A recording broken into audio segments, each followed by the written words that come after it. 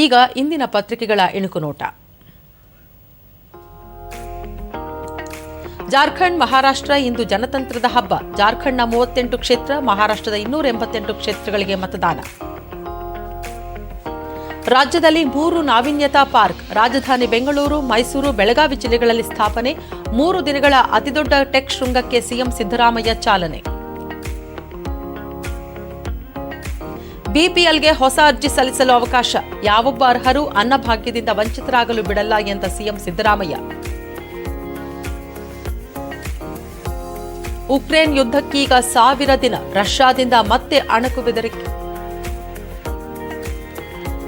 ಮಹಿಳಾ Asian champions trophy hockey Bharat ಫೈನಲ್ಗೆ. ಸೆಮೀಸ್ನಲ್ಲಿ Japan ವಿರುದ್ಧ ಗೆದ್ದ ಭಾರತ. ಇವು ಇಂದಿನ ಪತ್ರಿಕೆಗಳ ಪ್ರಮುಖ ಸುದ್ದಿ. ಉಳಿದಂತೆ ಡಿಸೆಂಬರ್ 9ರಿಂದ 20ರವರೆಗೆ ಬೆಳಗಾವಿ ಅಧಿವೇಶನ. ವಿಕ್ಟೋರಿಯಾ ವಾಣಿ ವಿಲಾಸಿ ಚಿಕಿತ್ಸೆ ದರ ಏರಿಕೆ. ರೋಗಿಗಳ ದಾಖಲಾತಿ, ಚಿಕಿತ್ಸೆ ದರ ಶೇಕಡ 20 ಹೆಚ್ಚಳ. ಸರ್ಕಾರಿ ಆಸ್ಪತ್ರೆಗಳಲ್ಲೂ ಶುಲ್ಕ ಪರಿಷ್ಕರಣೆ. ಈ ಬಗ್ಗೆ ಸುಳಿವು ನೀಡಿದ ಆರೋಗ್ಯ ಸಚಿವ.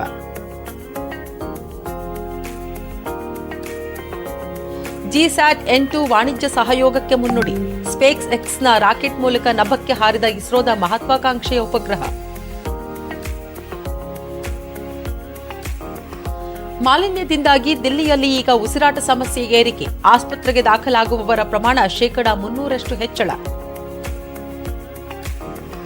ಮಿನಿ ಒಲಿಂಪಿಕ್ಸ್ನಲ್ಲಿ ಬೆಂಗಳೂರಿನ ತೇಜಸ್ವಿಗೆ ಸ್ವರ್ಣ.